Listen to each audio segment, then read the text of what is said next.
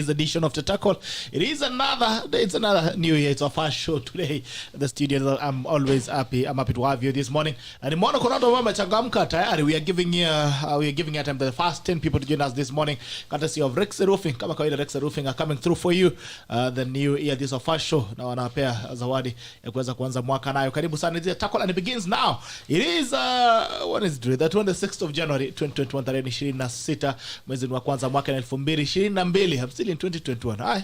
2022 happy new year to you and thank you so much for joining us this morning. Kama kawaida ukiingia tafadhali like, ukisha like tunajua kwamba unatazama, ni join please like. When you like we get to know that you're watching us, and not like please share. When you share you give someone else an opportunity to watch the broadcast. This is a Tackle and it begins now.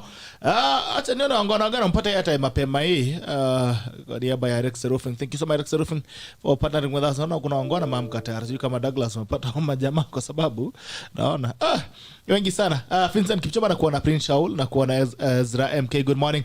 Ngure Hedi, good morning. Wesley Biegon, good morning. Andrea Chesire, good morning. Blessed Monisha, good morning. Kimgati Collins, good morning. Asante sana. Zagetun Comedy, good morning. Collins Kipchishir, welcome to the Tackle Show, falling from Sizibo. Asante sana kijana, good morning to you. Chiri Kibet, good morning to the Alex, good morning. Ruto Edemo, good morning. Nikodema Stemi Atunga, tuko ndani GB, good morning to you. Kiprono Ruta, good morning. Mugambi Malinge, good morning to you. Mugambi Emmanuel Serem, good morning to you my brother, and happy new year. From County 001, Assis Kiblangat Kimboy, good morning. Paul W. Muya, good morning to Alex. Asante sana. Heriko Wiskos Gay, good morning. Kama kawaida lazima tuende mbele za Mungu tuombe, alafu tukirudi basi na kuja kuwapa salamu zenu. Mighty Father, we come before you this morning. We worship you, glorify your name. Thank you for another opportunity to be here again. We thank you for this first show of the year. We thank you for the class who have joined us this morning. May you meet them at their point of individual needs. For we pray, trusting and believing. Amen and amen. Asante sana. Mutaike Davis Kondani, Mugendi Muteke, hello. Charles Mbote, good morning. Clemo Clement, Mugambi Malinge, Eddie Mutai, Solomon, Aroni Kibet, and Sama watching us sana aesthetically ya ndani kabisa. Then kosi, good morning. Trina Wamboi, Francis Werenguka, good morning. Nane mwingine Sarone Alfi, good morning. Politica Kenya, good morning. Desmond Kosgei, good morning. Arbar Fred Langat, good morning. Fred Quimby Juma, happy new year Gerald, happy new year to you my brother. Ken Musa, good morning. Dom Saunet, good morning. Joseph Kahemba, good morning. Paul W. Muya, azaweza mnapeana nizani. Haya Waruguru Kitao, good morning to you Waruguru, and happy new year. Munjiri, ya asante sana, good morning to you. Edwin Wanjala, good morning. Ondari Cosmas, good morning. Dennis Towet, good morning. Eric Mbui, good morning. James Maingi, good morning. Khalif Brown, good morning to you. Ernest Honorable Ernest Langat, good to see you. Good morning. John W. Kariuki, good morning. Ilari Chirchit, Nikodani, Asante Bida Nderi Dutheuri, good morning. Eliud Koros, good morning. Kenneth Rotich, watching from University of Kabianga, good morning. Ramsey, good morning. Shadrach Limo, good morning. William Jasmine, good morning. Sharon Kitur, good morning. Good to see you. Anasema among the first 10, uko mbali sana kimuma na watu naona waliingia mapema zaidi. Mudai Alfin, good morning.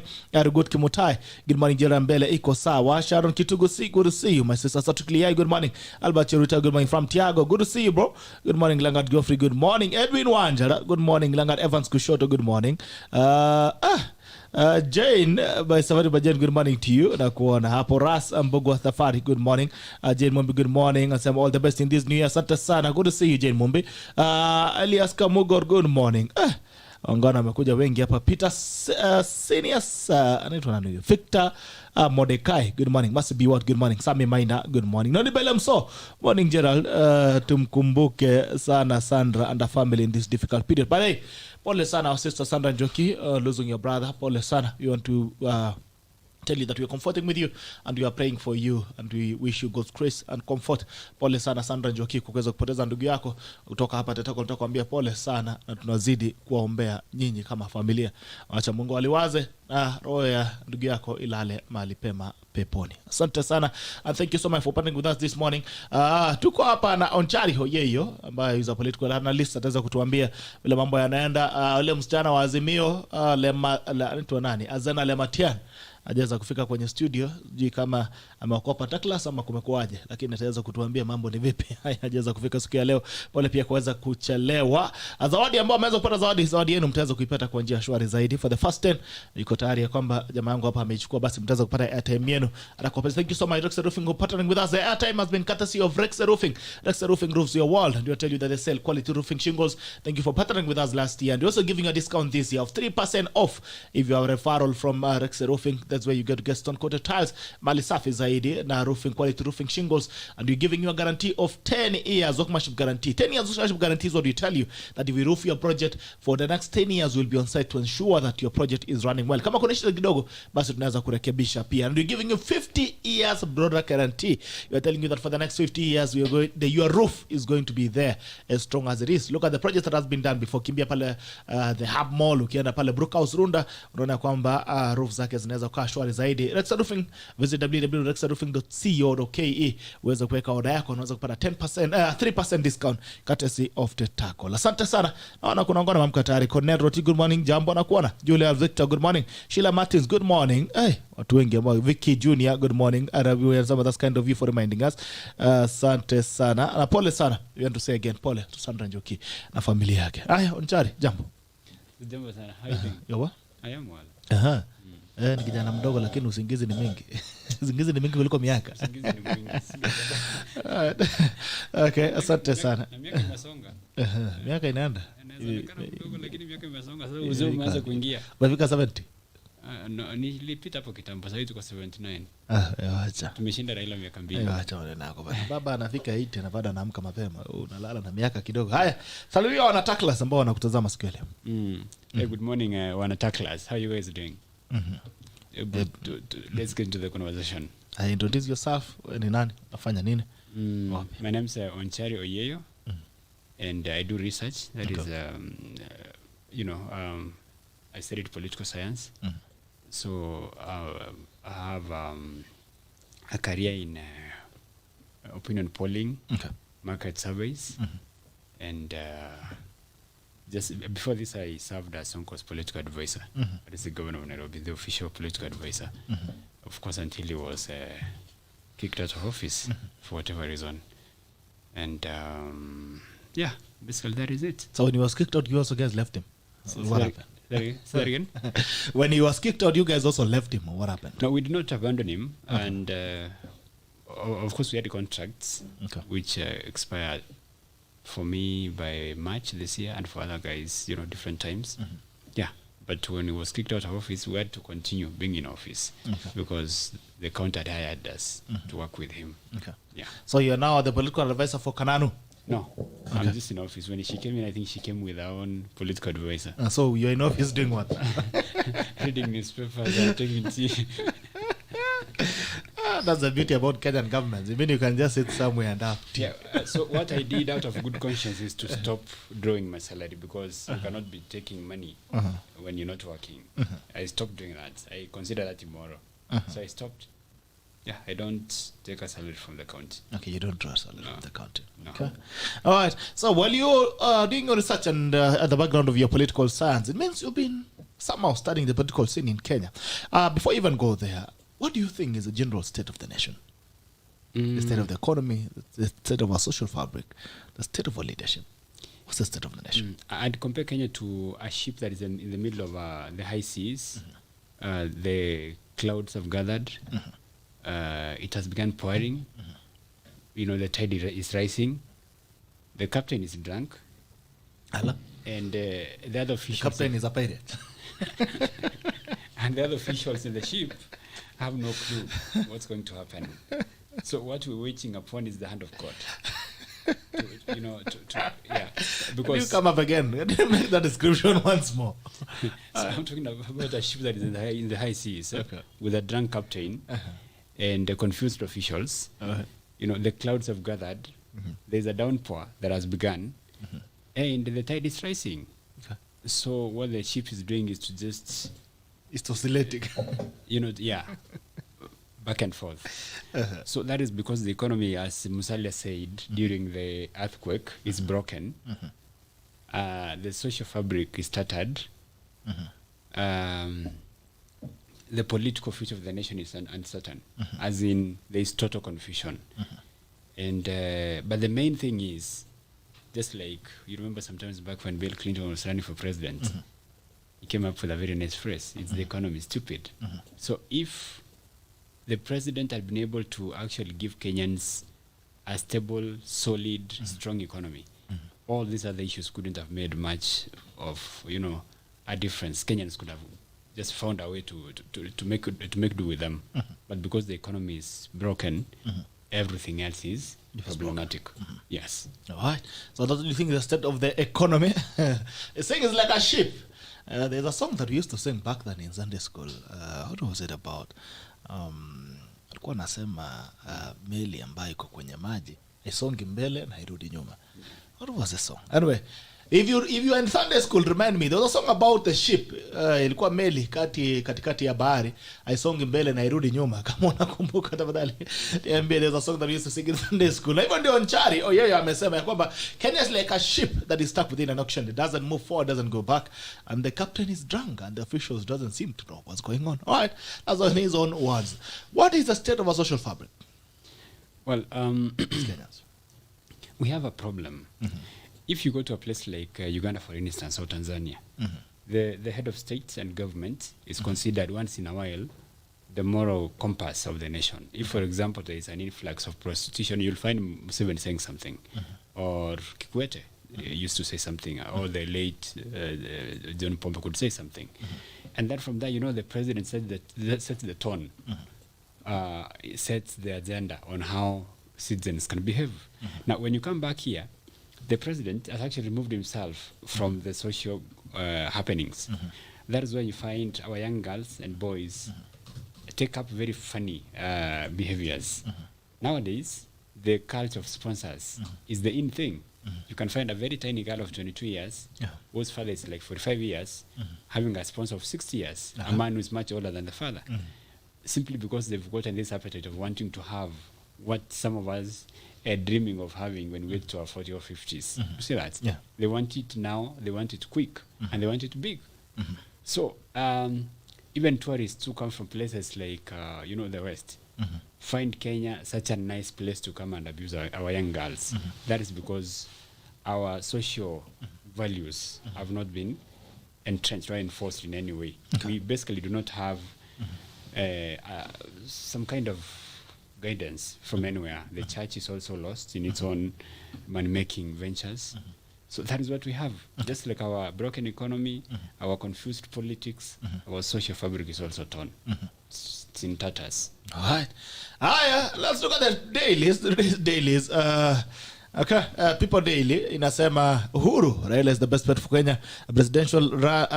President rallies Western region leaders behind ODM chief and promises to persuade Mudavadi and Wetangula to reconsider their Sunday decision team up with Deputy President William Ruto. Yesterday, the president had a meeting with the Western Kenya leaders and he has promised them that he'll still talk to Mudavadi and Wetangula. I don't know if it's too late.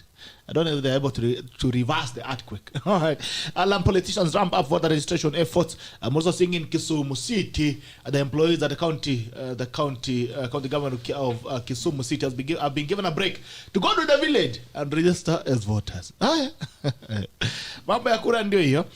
Sijui kama umeregister. Have you registered as a voter? If you've not, why haven't you? Because we're giving you the last opportunity to register as a voter. IBC is giving you the last chance to register as a voter. If you have not registered, what are your reasons why that you've not registered as a voter? Gazeti nyingine hapa, which other newspaper is this? Jaribu kuiona hapa. Daily Nation inasema the first polling Mwai Ruta dalliance with Musalia ended in a stillbirth. In the second of these two-part series, Laikipia Governor Ndiritu Muriithi reveals that he was on a team that was to craft a coalition that would see Uhuru Kenyatta's TNA, William Ruto's URP, and Musalia Mudavadi's UDF form government in 2013. What happened? Wakati wa madimoni. Budget to finance implications. Budget to finance crucial government operations now hangs in the balance. Mudavadi, Ruta, and Uhuru Raila shocked defeat in what promises to be a stormy last session of the 12th Parliament. MPs allied to DP Ruta, NZ leader Mudavadi, and Ford Kenya Chief Moses Wetangula have ganged up to paralyze Parliament. Mambo looks like now the earthquake is flexing its muscles in Parliament. Is leaving Uhuru and Raila Odinga in a limbo in terms of running the business of the house in Parliament. All right, saying that they are paralyzed. Nimeona gazeti pia Stanisa Raila Ruto fate in Kalonzo's hands of the Mudavadi's earthquake. The spotlight now turns to Wiper leader. Whichever way he plays his cards will have a major impact on former PM and DP's fortunes at the ballot. Where will his best bet be as Uhuru seeks to tame Deputy President in Western? There was a meeting yesterday and many people have been asking a question. Why is the president so concerned and so interested in transition politics? What is your analysis of his intentions? And please get closer to your microphone. Well, I think the president is overplaying his hand. He's made so many mistakes ever since he came to office. He got the politics wrong. He's gotten the economy wrong, and so many other things. I think what he wants to do is to make sure whoever comes after him does not, number one, question what he has done. Number two, does not interfere in terms of investment. Number two, he does not interfere with the political structure as it is. And the unfortunate thing is, he comes up with a vision that is very difficult to implement. For example, he began harassing these guys and inviting them in so many meetings. You remember those Nakuru, Mombasa meetings, trying to harass them into supporting who? The former Prime Minister. And he invited Gideon, invited Musalia, invited Wetangula and Musyoka. For some reason, if it was a serious move, you would expect these guys to actually embrace the idea of supporting Raila a long time ago. But it's not happened, meaning there was no serious incentive for them to do what? To embrace the idea. Now, whichever meeting he makes at this point, it's too late. It's too late because you see now in the earthquake, Musalia decided to do what? To join Ruto. And then, of course, Wetangula came along. Between me and you, we know Gideon Moi does not control any value in terms of votes. So whichever direction he goes, there's no impact whatsoever. It does not cause any tilting in the scales. Now, when you look at Musyoka, his influence has waned. Trust me, today, if he decides to go to the former Prime Minister, he will not take 100% of the combined vote with him. Most likely it will be around, let's say, 40%. The deputy president is likely to get around 35 to 40% comfortable of the combined vote on his own. That is the DP alone. Yes. Interesting. So, and you realize what happened in the just concluded by-election in Masumba. Yeah, there was that, I think, around 35% score. Yeah. That should be an indicator of what the DP can get without even having Musyoka on his side. And then again, Musyoka is on record saying that he'd be very stupid if he actually supports Raila for the presidency for a third time. So that is on record. So we don't know whether it's going to stick by his words or he's going to become a watermelon. Now, what happened during the earthquake is something that we've not witnessed in a long time. The former vice president, Musalia Mudavadi, decided to call the president's bluff. He's actually the first leader to come out and say the president has messed up the economy. Kenya is broke. That is something even Raila has never said. Of course, after he got to the bedroom and began enjoying the fruits of, government. So Musalia was able to take the bull by the horns. He said the truth. The Kenya is broke. He talked about these cartels who come in as these private investors in the PPP. You know, they take money out there, then they bring money back, and then now the country is chained into these loans. So, and you remember, when you look at the credentials of Musalia in terms of reviving the economy, after the 1992 economic mess in that acrimonious election, we had an issue. The international lenders were unwilling to do business with Kenya. So Musalia came in as finance minister. He restructured the economy. He created KRA. He gave independence to the CBK. And then, of course, he also stopped Goldenberg, if you can remember. That is how the Kenyan economy was actually able to turn around. So when he was addressing those issues at Bomas, I saw someone was experienced. So if the crocodile comes out of the lake and tells you the alligator is sick, who are you to doubt? They share habitat. So when someone understands the economy tells you the country is broke, out. that is it. They're hanging out together. So when Musalia tells you the country is broke, it is broke. So the president wants to actually have someone who can come in and not question all the mistakes he has made. The question is Raila this type of person? The jury is still out there. We can't tell. Number two, is he going to succeed? Again, it's out there, but there are all signs that he's failing, unfortunately, because every single move he has made in the direction of trying to support the former prime minister has come a crop. It has failed. He wanted to have BBI, which of course was going to be a serious booster. It failed. You look at every by-election that has been conducted over the last so many years, including in his own backyard of Mount Kenya. He has failed.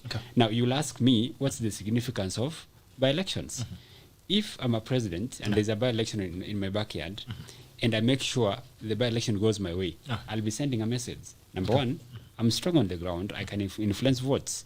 Number two, I'm not going to just sit by and watch my interests get trampled on. So when the president loses by-elections in Mount Kenya, the message is, this president is weak. He cannot control his backyard. His votes are gone. So what is he bringing to the former prime minister? The answer is zero. And of course, you guys have heard of the talk of deep states. But then I get a very, very reassuring response from the deputy president. There's nothing like deep state.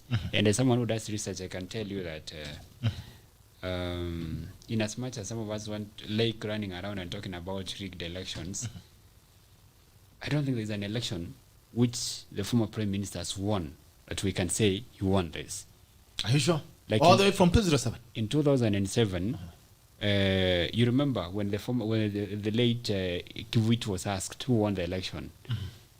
A very wise man. He said, I don't know. Because the results were messed both in Nyanza and Mount Kenya. So it was very difficult to tell who actually did what, won the election.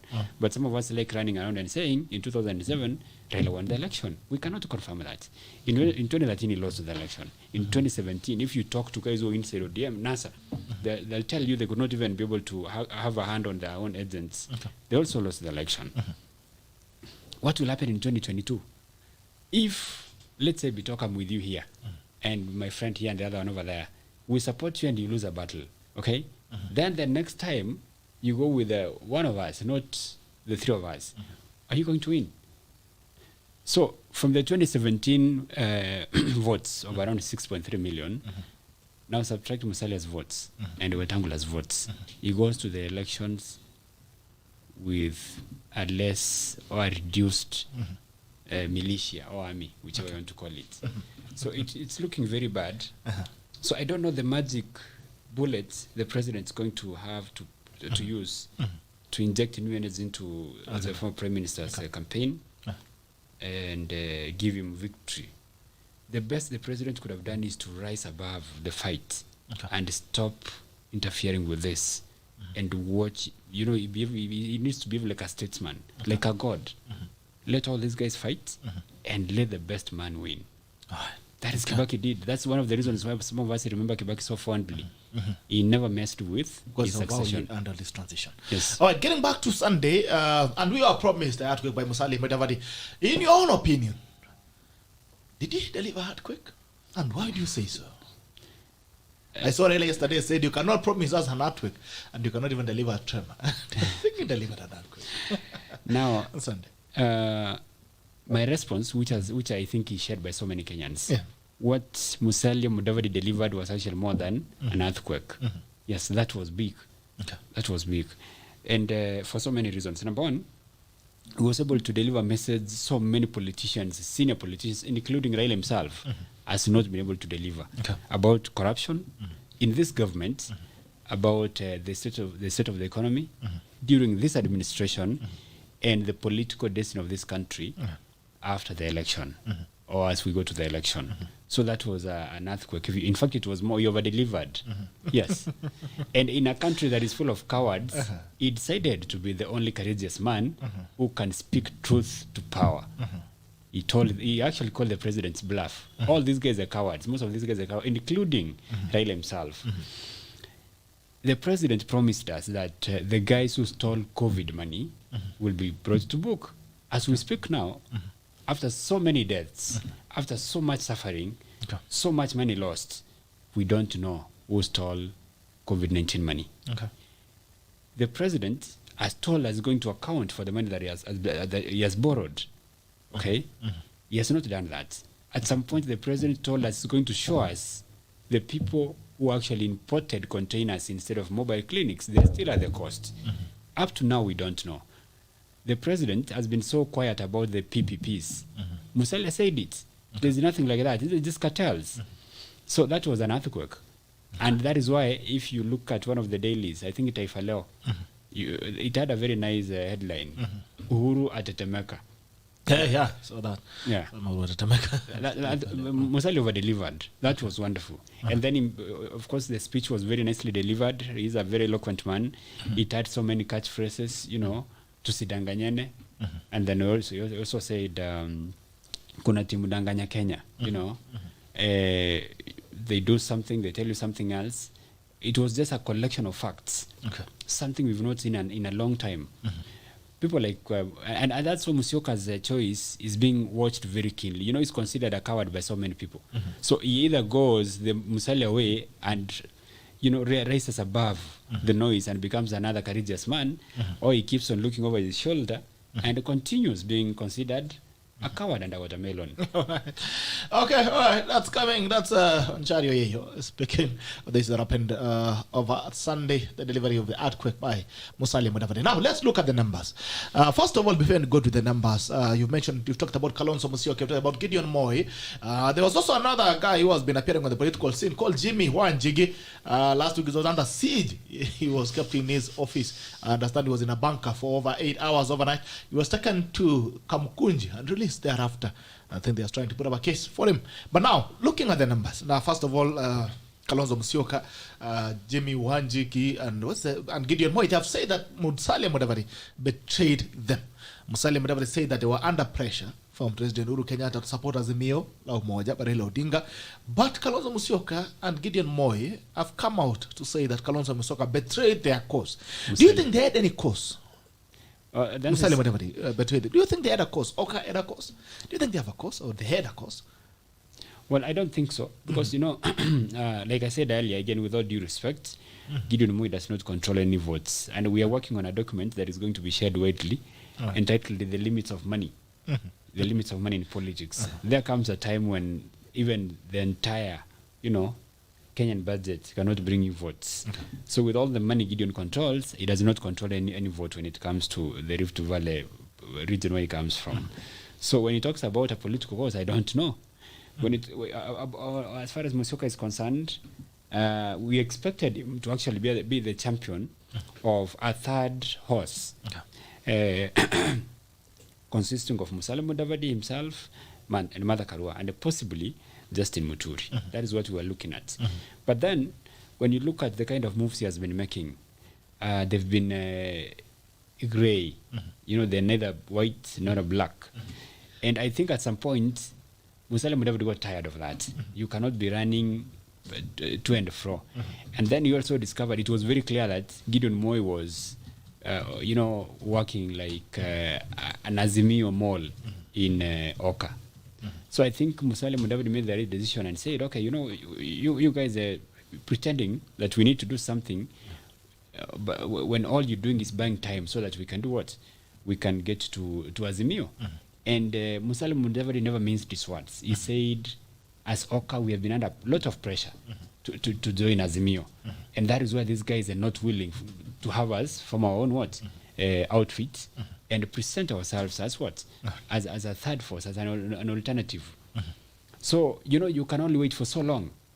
The person who has betrayed Kenyans, if I have to say, at this point, is the president. Yeah, by trying to interfere with what? Succession. Is succession. So, Musyoka has to be very careful. If he gives in and does what the president has always wanted them to do, that is joining Azimio, he becomes a traitor.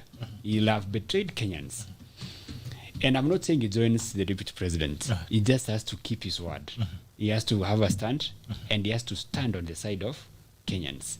The side of Kenyans is, let's have a free and fair process where transition and succession are determined by Kenyans, not the outgoing president.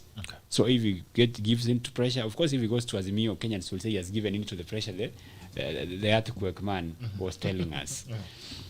And when it comes to the cause, the Oka cause, it could have been now, but like I told you, presenting a third force of force alternative, which they failed to do. So, in fact, based on what Musyoka will do, we'll be able to know who the traitor is. Yes, because Musalia Mudavadi made a choice that is, number one, uncomfortable. Number two, he made it in the face of intimidation, bullying, harassment, and scare from the state. Because as he told you, he has been under a lot of pressure to support who? Raila Odinga. I want you to take a moment and reflect on the history of what coalition politics. In 2013, there was an election, and Musyoka supported Raila Odinga. Yeah. Raila lost. The promise before the election was, whether win or lose, the next time we have an election, I'll support you. Oh, that's 2017. That was 2013. So the election was lost, and then come 2017, Musyoka again had to play second fiddle for whatever reason. Musalia decided to be very humble, and he actually served as a campaign manager for the former prime minister. Okay. The promise was, whether win or lose, you guys, the next time we have an election, I'll support you. Come 2022, Raila is again here. I want to ask a very simple question. Let's say we have 6 guys here. Then there's a very beautiful lady over there. So we have one guy saying, you know, I'll be the first one to go.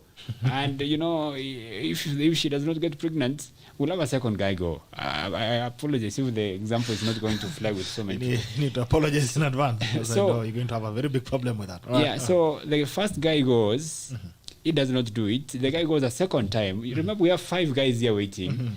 He fails again. Then he gets a third. I have to go again. Yes, again and again. What is it? You're failing. So what you do out of good conscience is to let the second guy try it out.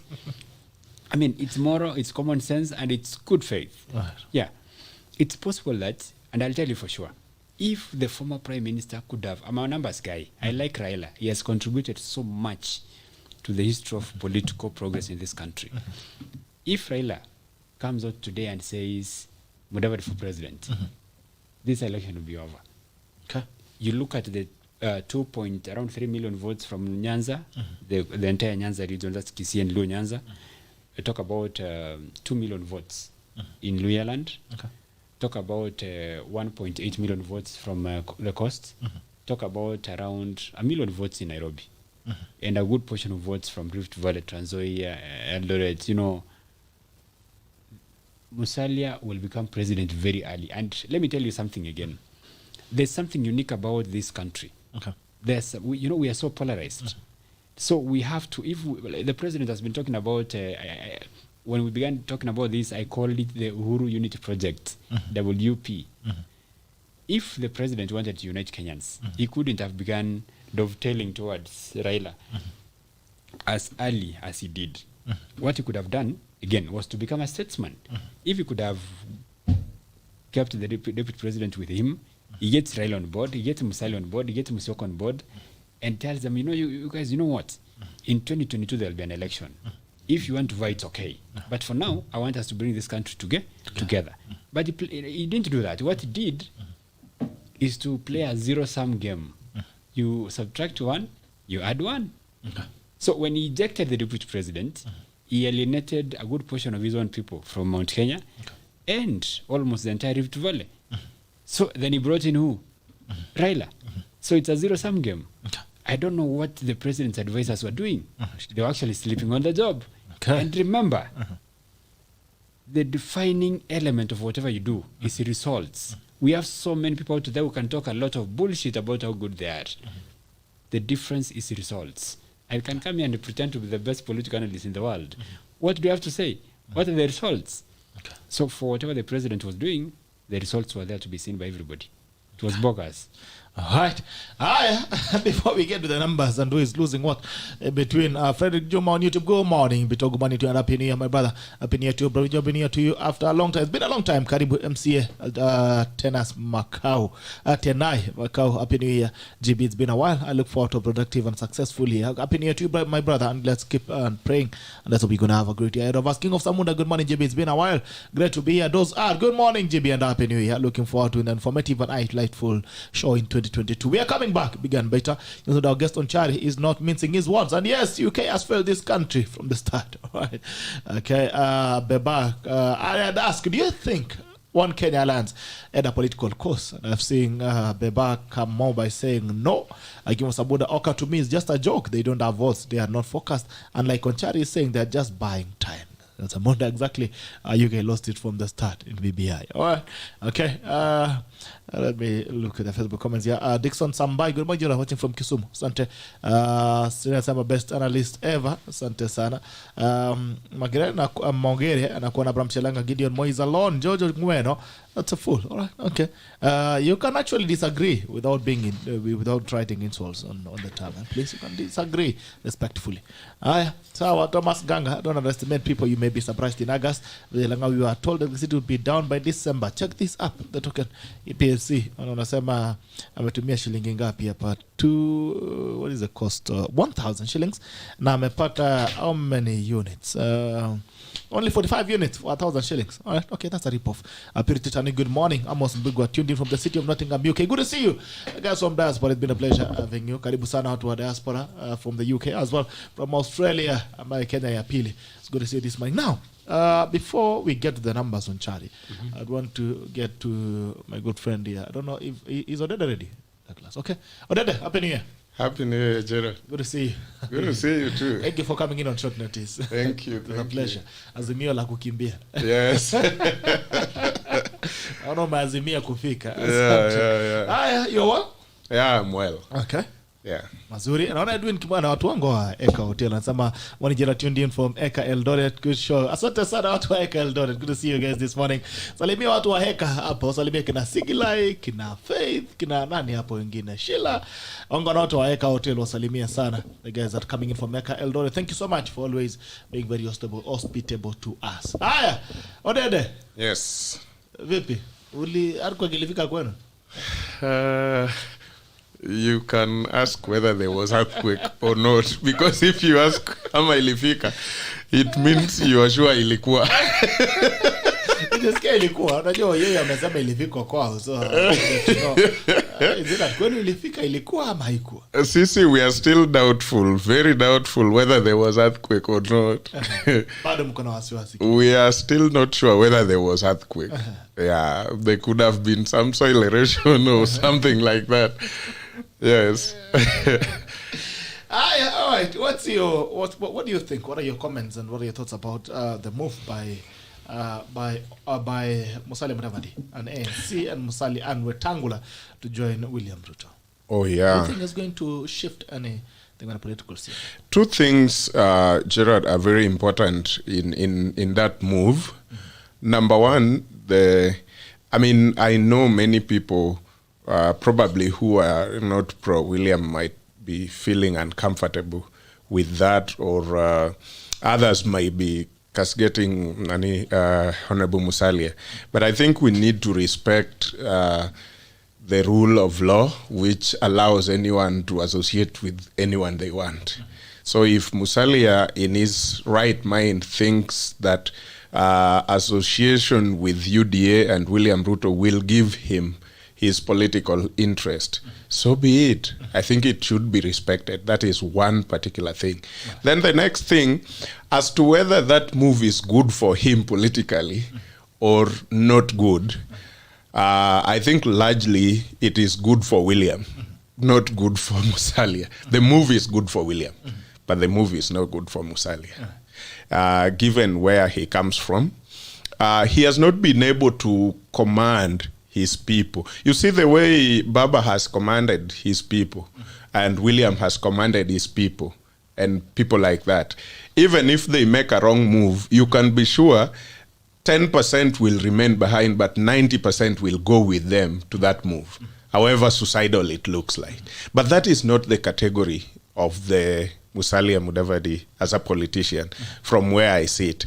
Kalonzo has tried to command his people for some time now.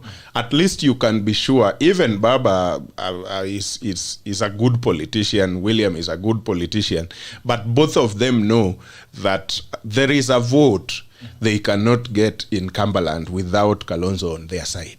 Irrespective of who in Cumberland is on their side. But Musalia is still falling short of that. So that's why I'm looking at it and I'm saying, if he was a man or a woman or a politician who commands his people to the nature of William or Baba, then I wouldn't have doubted at all that the move is good for him as well. But here he's not at the level where he commands his people the same way of the other politicians I've counted. So I think the move is really good for William, because for William, it gives a different picture. You know, earlier on, it was largely looked like the big face here is William, and then every other person. But now it looks like there is two big faces, even if it is a lie, but perception, politics is about perception. Perception will take it to another level where there is two big faces here. Although Wetangula has always managed to be a principal, I don't know how, but in every coalition, he has always managed his way to become a principal. Even this one, I can see he is just going to categorize himself in the league of principals. And we leave that to God.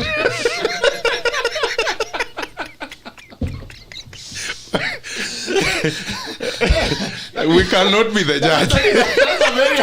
That's a very unfair tackle on No, I cannot be the judge. That's an undercut, yes.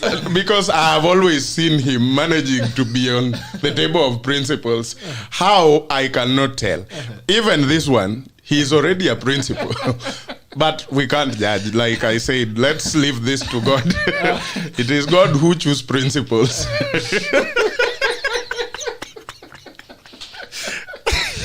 All right, so in your opinion then, do you think it destabilizes the political scene in a big way? Okay, yes.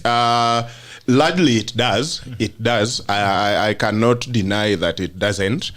Although not to the level where probably someone like Kalonzo would have.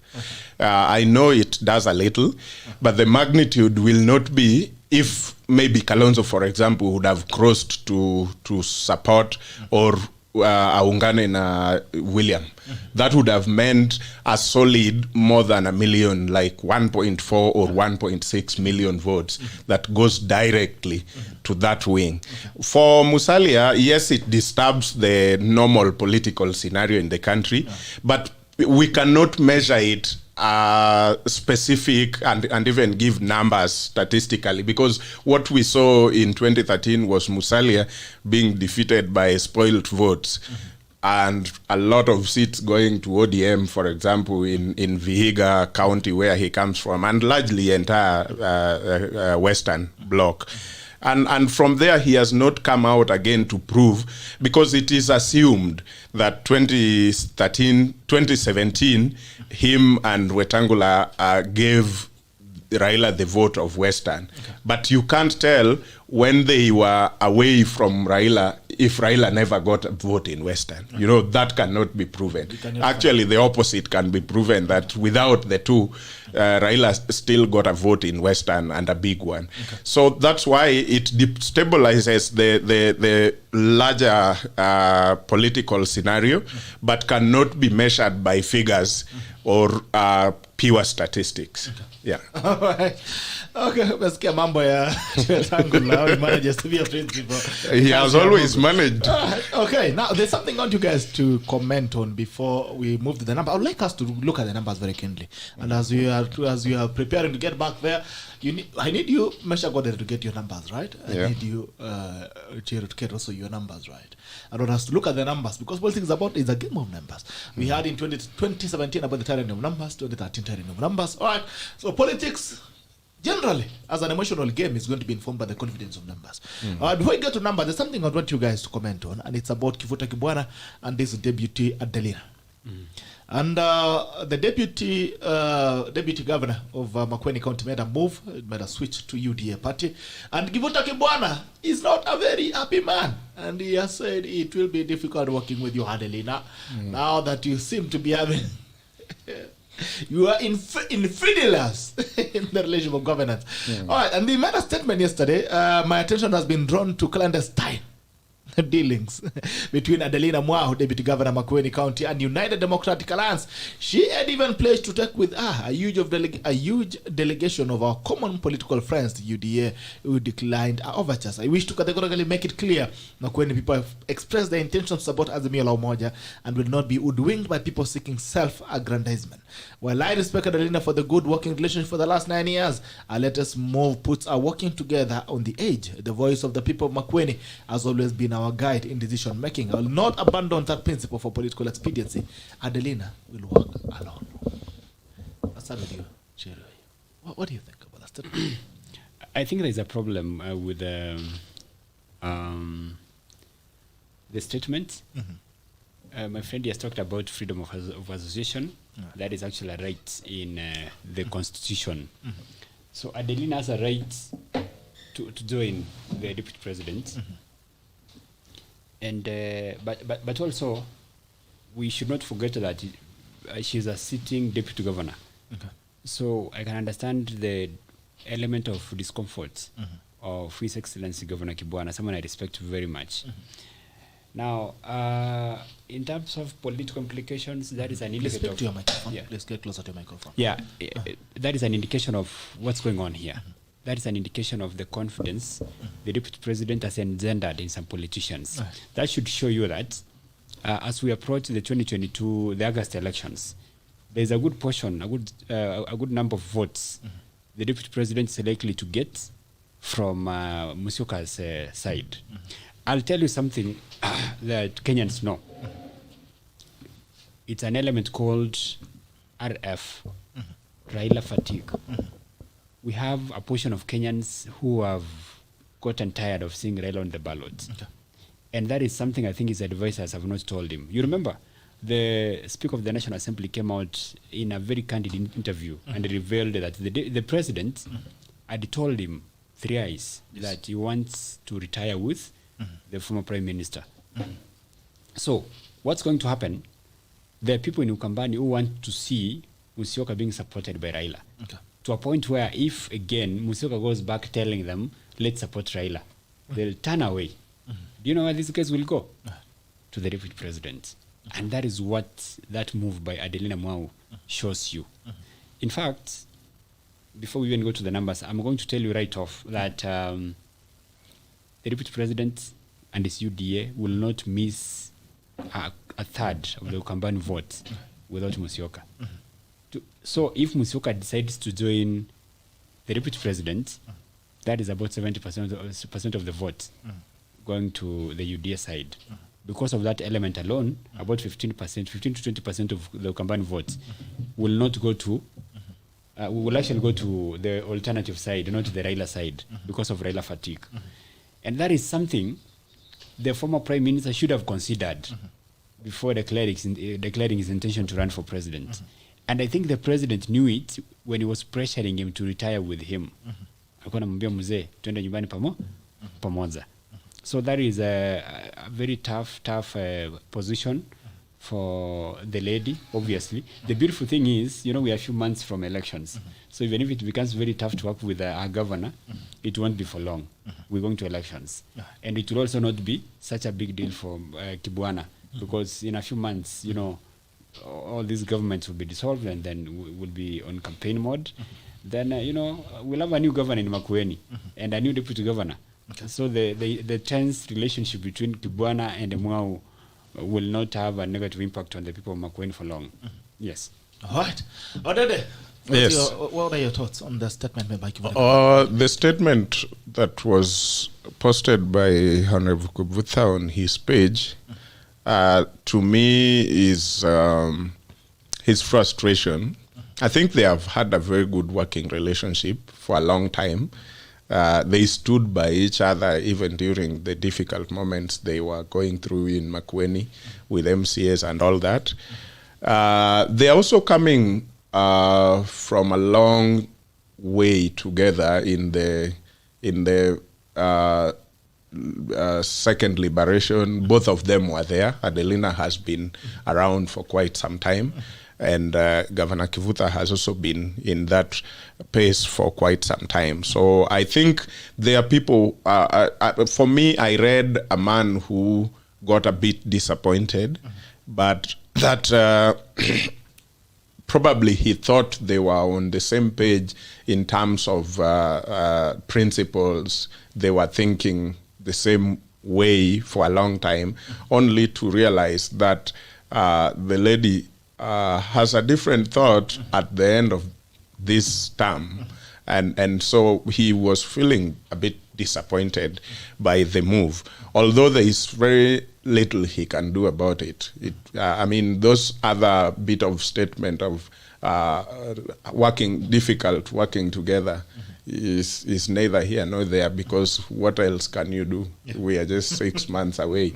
So, I mean, what else can you do? Everybody is going out there for campaigns. Nobody is sitting in the office for anything. So I think the bit of having been disappointed is the only thing I see. Anything else does not make sense. But my brother is bringing a very inconclusive statement around some figures, which I don't know. I mean, how can you prove that William has that number of votes in the Lower Eastern? What gives you the data? I mean, William has never run for presidency anywhere in this country before. It is his first time.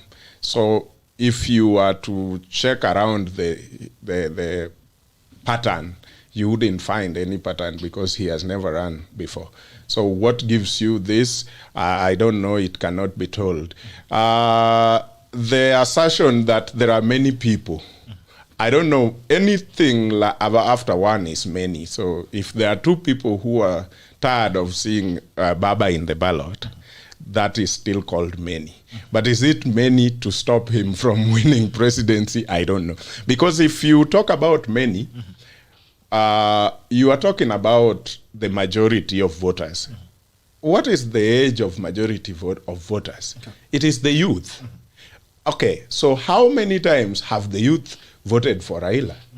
I don't know. Because here we are battling with a youth who does not even want to go and register as a voter right now.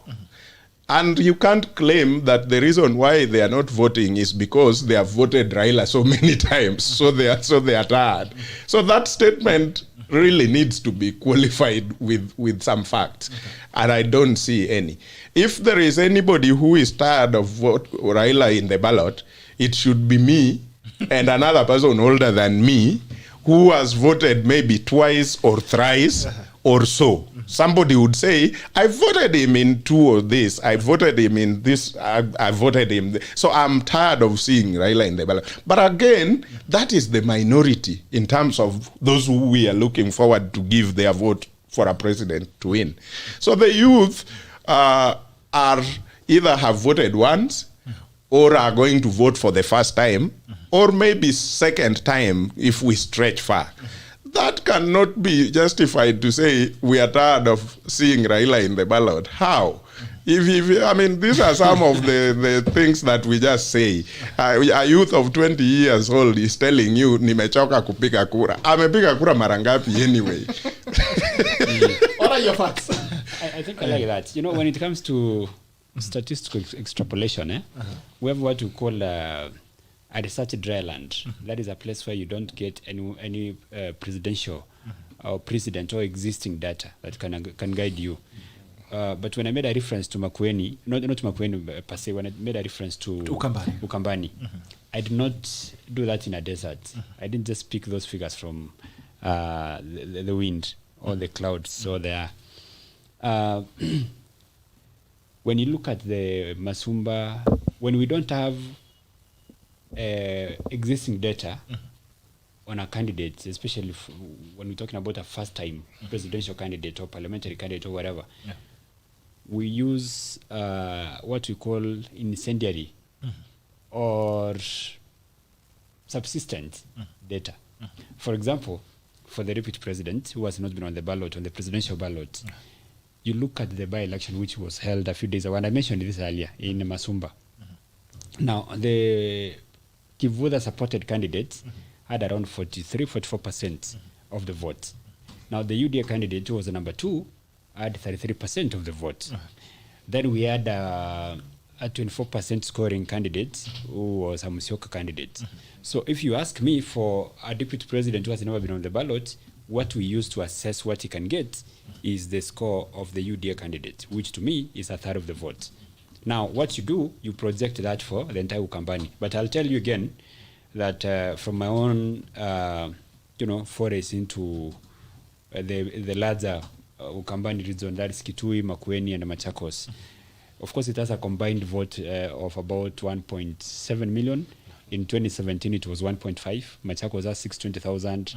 There is 423 in Makueni and 374 in Kitui. Actually, the other way. A total of around, say it's gone to around 1.7 million. Machakos, the deputy president and UDA, his party, have more support than Makueni and Kitui. So when the deputy president's candidate gets 33% in Makueni, the numbers will be better in Machakos.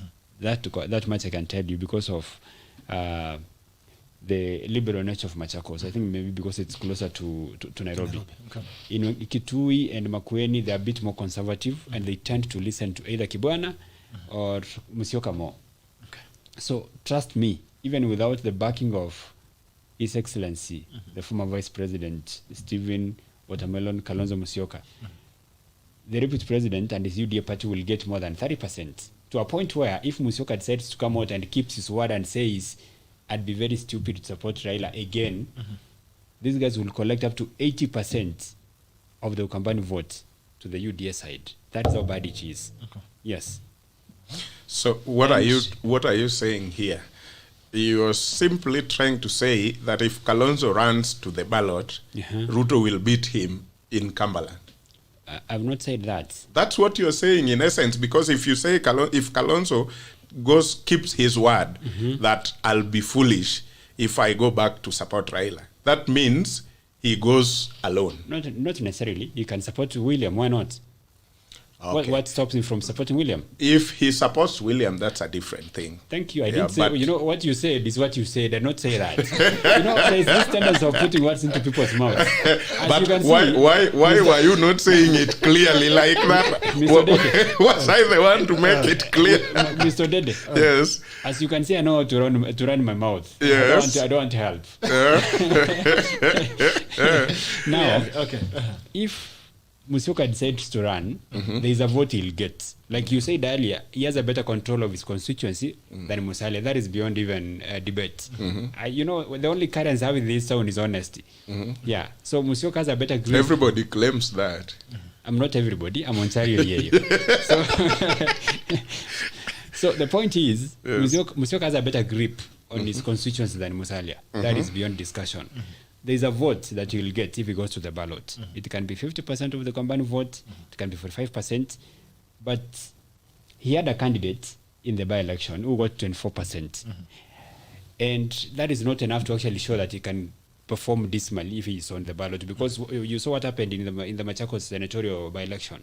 His candidate did very nicely, did very well. So there is a vote Musyoka is in control of in Lower Eastern.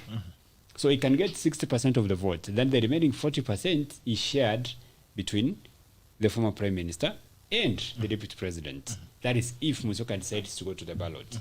If he does not, it will actually be easier for him to take his votes to Ruto than to Raila. Because of what I said earlier, Raila fatigue. And Raila fatigue does not affect the youths who are talking about first-time voters.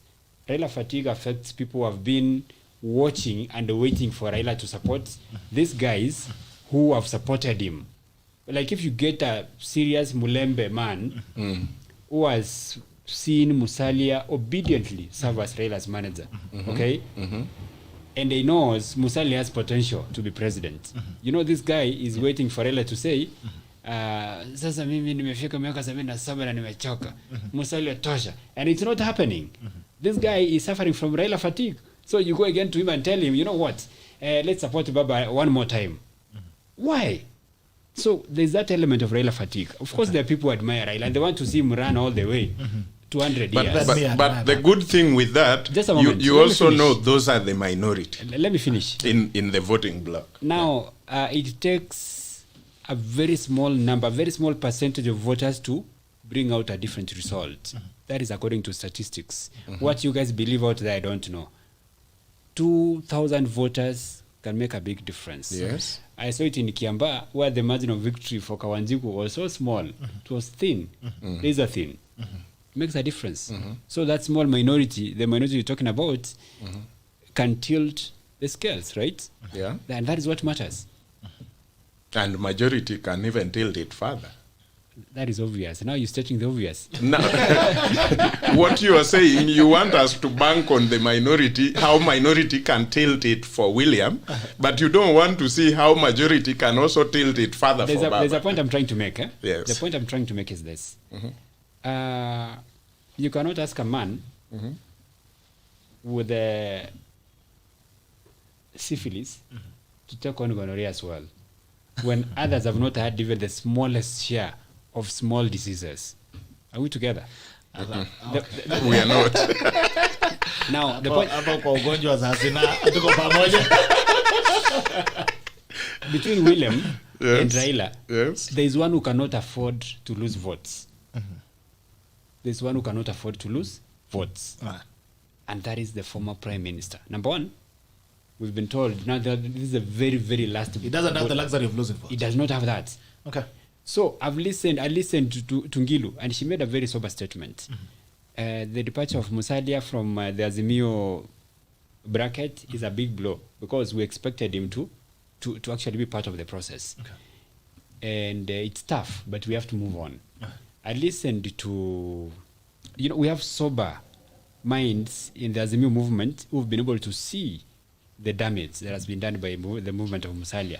In 2013, in as much as he claims Musalia's votes were less than spoiled votes. I'm not claiming, it is the fact. The guy got more than 400,000 votes. Okay. But And the spoiled votes were more than according that, to the, you see which now he got. that is an issue. When I look at the margin of victory between Raila and Uhuru, it might have been actually smaller than 400,000 votes. Okay. And that is a difference which could have been covered if Musalia had not been on the ballot. Right. Now, there is something we keep on talking about. Oh, Raila gets more votes in Western, even when Musalia is on the ballot. That could be true. In 2013... Not could be true. It is the truth. In Vihiga... and Why are you fearing the truth? Let him finish expressing himself, and you'll get a chance as well. In 2013, Moses Wetangula rallied the Luya vote in support of who? Raila. In 2017, both Wetangula and Musalia supported who? Raila. Okay? So, here's the point. When you lose both Wetangula and Musalia, who are you left with? Are you talking about the goofy guy called Atwoli? Does he command anything? Are you talking about this funny fellow from Kakamega called Oparanya, who listens to him? Or are you talking about people like Eugene, who is basically not a politician? You've lost it. I'll tell you for sure. Statistically, I expect, and then you know what, because my job is to monitor what's going on. There is some militancy, there's nationalism that has been brewing up in Western. Right. That is captured in the statements made by Malala. More than 60% of that vote, more than 60% of the 1.9 million to 2.1 million Western Kenya vote will go to the UDA basket. Okay. Because of the Musalia effort and the Wetangula effort. Okay. Yeah, Raila has basically lost both principles from Western. Okay. Even if you work so hard to elevate the likes of Oparanya to the level of principle, it's not going to work. It won't work. Okay. And then for optics, like he said, it becomes very beneficial to William.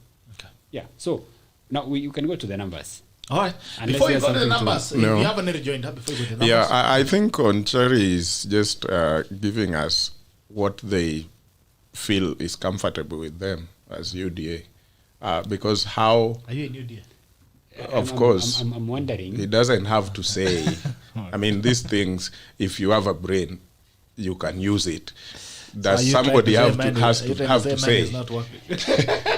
Please use yours and know where he belongs. Let me tell you something. I know him. It's not like I've met him here. So why are you telling me? You don't know me. I know you. I know you, ONCHARI. Here's the point. I do. Let me tell you something about... So am I speaking or you are picking it over because I've rattled something? Let him get it. I mean, what is your hurry? You're not a rattlesnake. So what is your hurry? I'm just telling you, he's giving us the statistics according to them, which is allowed. I mean, people are allowed to look at things from their end. Yeah. From my end, nothing supports the statements like Wetangula marshaled votes from Western for Raila in 2013. Wetangula himself was almost getting kicked out. Would you have said the same thing a few weeks ago? Yes. When you were still in... We all know that. Okay. That was the case. Didn't you see Raila and the team going to campaign for Wetangula for senatorial seat? Didn't you see it? Now, which one of us here didn't see that? And that is the man you are telling me marshaled the votes for Raila. So if he could get for Raila the votes, why was he in trouble? Because we all know he was really, really in trouble. That is one. So how that statement makes them happy, it's allowed. Let them be happy. We have also, you know, for us, we say these things when they have happened. So it has happened one time in this country when Musalia was in the ballot and Raila was in the ballot. And we saw Raila beating Musalia in the Western hands down. And it has never changed. They have never gone again to the ballot, the two of them, and Musalia won the vote in Western. So ours is what has happened, what is in the records. Theirs is what they are creating in their mind, hoping that Musalia will now, has moved, so it will now be a different case for Raila in Western. You're talking about people like Oparanya.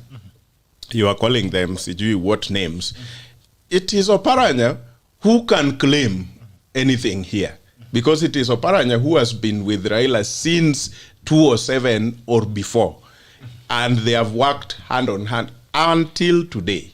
Musalia has been in, out. Yeah, he remained in Kanu in 2002. Was Western won? So who gave Western around that time? Probably somebody else. So to come and play as if Musalia and Wetangula are the ones holding Western. And at one point he agreed with me that Musalia doesn't have the grip of his Luya nation the same way Kalonzo does. But when it comes to what he thinks makes them happy, then Musalia now is bringing the vote. So I don't know. When is he bringing the vote? When is he having the grip? And when does he not have the grip? We cannot tell. Okay. You know, let me make a very small statement here. I'm not excited by partisan politics. I'm always above the fight. That's what everybody in UDA claims. Thank you. Whichever that's a handwriting we know. Whichever basket you decide to, put me in, is basically none of my business. There is something I know about Azimio, but I'm a great admirer of the former Prime Minister.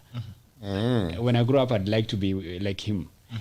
And I've seen him do tremendous work, okay? I've seen him demonstrate courage, okay? And I've also seen him manifest the weaknesses of men. That does not make him a bad politician. It does not make him a bad leader. And I'll tell you for sure, given a chance, if Raila could have gotten a chance to lead this country like in 2007, the country could be so different. So if you stand and share numbers which tend to show Raila performing dismally in 2022, you become a UDA apologist. That is how these guys in Azimio think. Okay. You have to move from that. That's why I began by pointing out sober voices in Azimio who've accepted that Musalia's movement causes problems. I'll share with you some numbers. Because I have them anyway. Like I said earlier, the only currency I have in this one is honesty. Okay. In Vihiga, where Musalia comes from, when he was on the ballot, he had 48% of the vote. Okay. In Bungoma, he had around 37% of the vote. In Kakamega, he got close to 40% of the votes. That is when Raila was on the ballot. Okay. The only county where Raila beat him hands down was Busia. Raila actually had a high of 86%. Those numbers are with me. Okay. And numbers are numbers. You cannot, this data, you cannot manipulate it. When you look at 48% in Vihiga, you look at 39% in Bungoma, and like that, you get an average of around 40% across Western. That is when Raila was on the ballot and Musalia was on the ballot. So when I talk about Musalia moving with about 35 to 40% of the Western vote to UDA, it's not stuff that I'm picking from the wind. Okay. No, that is evidential information that is available. Okay. Okay, I'm so fair to a point where I've given you the figures Raila got in Busia. No, give us the figures in Kakamega in 2013. What vote did Raila get and what vote did Musalia get? Because Kakamega seems to be the largest county in the Western region. So why are you using the smaller one like Vihiga and ignoring the bigger one, which can tell whether this thing is on this side or that? I know where you're heading to. Give us the real exact numbers of Kakamega in 2013. I am here. Very good. Don't repeat yourself. You say it once, I pick it. It's my job. Do. And Kakamega does not seem to be the largest county in Western. It is the largest county in Western. As of 2017, it had around 726,000 registered voters. I'm not even referring to anything. I have the data with me. It's close to 1 million. 726,000 registered voters. When Musalia was on the ballot, he got 37%. Raila tell the numbers. The what? The numbers in 2013. Half the percentage, it's your job to go and break it down. No. No. I can simply say here that Raila got 70% and go check the numbers. I mean, that's not how people debate. Okay. I'll do something else. That's the way of thank you running away from figures. Tell us out of 800,000, out of 800,000 votes in Kakamega County, Raila got 400 and this, or Musalia got this number. Don't tell us 37%. Go check that. No, that's not how we. You are bragging here of having figures. No, you are. No, the guy is bragging here of having. This is what I do every day. I have the numbers here. I'm not even. Tell us those numbers in fact. Not. I have the numbers. Now, what numbers do you have if you can't tell? Calm down. Now, okay. Repetition is not a cup of tea I like. And what then you like is not my business. now, Oded, you're getting too emotional. No, it's No. the last. Calm down. Calm down, Oded. Calm down. Okay, if he doesn't like, calm down. what does that matter to me? Fine. Okay. Fine. here's the point. You also don't like percentages. No, I like real exact figures. All right. So let me give you.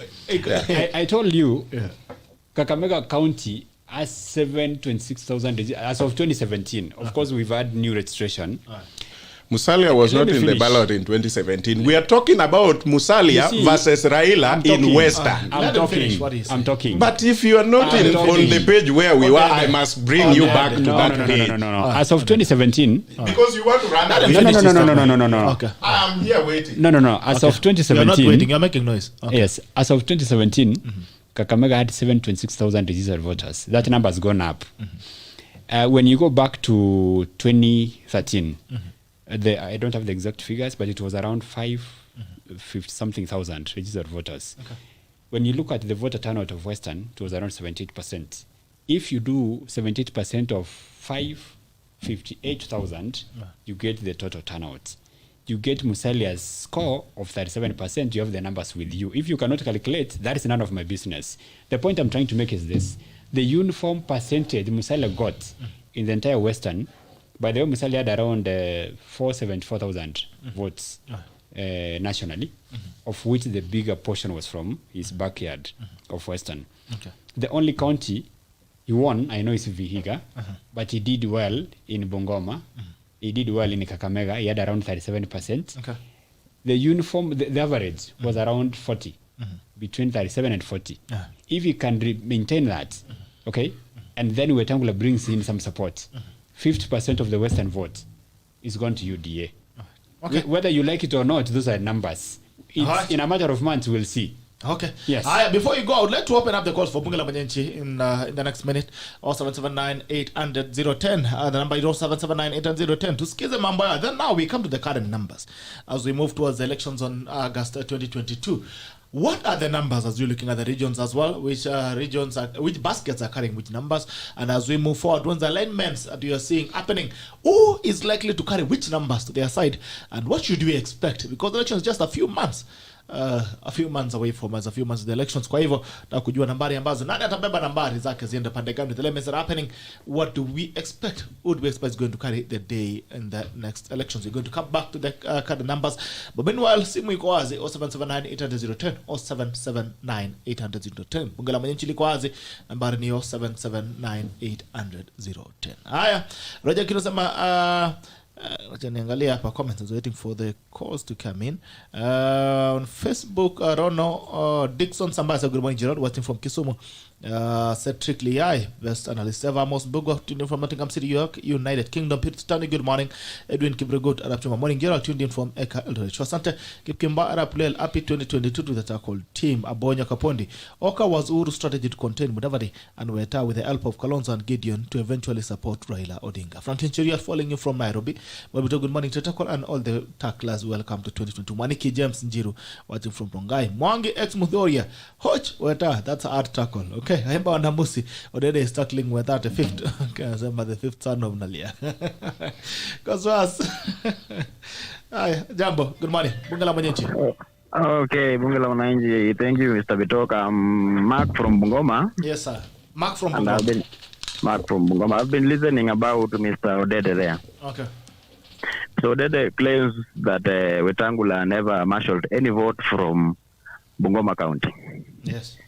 We can remember very well kwamba there was a former governor, Mr. Ken Lusaka, and Wetangula brought in a new candidate who is WW Wangamati to marshal back down the former governor. Okay. And it happened kwamba Wetangula fought until WW got the thing. And from then you could see from the post of the last election, Akuna Jubilee Party ilikuwa ina function. Apart from Mount Elgon, there wasn't, and this guy Meja Waluke, there was no any other Jubilee candidate in Bungoma. Okay. They are all from Ford Kenya and ODM in that point. So if ODEDE is saying kwamba nothing has happened as ever, nothing will come from Wetangula, is a joke of the year. Okay. At the same time, with ANC, see, there are those diehards of ANC. Ukitoa, like, if you have a battery, ya simu, ukitoa battery ya simu ubaki na simu, that phone will be meaningless. Okay. So you cannot actually say kwamba ANC will never bring anything to UDA and Ford Kenya combined. That is a lie. And then next thing, you never know what is the next move, because we heard them saying there is another earthquake coming on the 6th. You people, those people should think twice. You never know if is another Martha Karua coming or who. And that is why you are seeing in everywhere that the tremors of earthquake is happening, and you see president and everybody claiming, jumping up and down. Okay. That is my take. Thank you. Asante sana. Haya, Bunge la Mwananchi 0779-800-010 0779-800-010. Bunge la Mwananchi liko wazi, habari ni 0779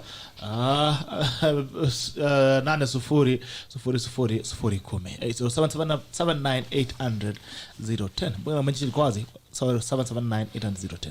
Felix Kibos, my preferred percentages. The guy is a good advisor. I second him to the hustler team. Okay, manunuliwa tayari. Jike kwani ODEDE 8 months, the extent to the point that he develops feelings akisikia percentage Kenya siami. Jules Favor, this guy needs to swallow his pride, being emotions in a debate. Wow. Hiyo mambo tumeshapita, tumeama tayari.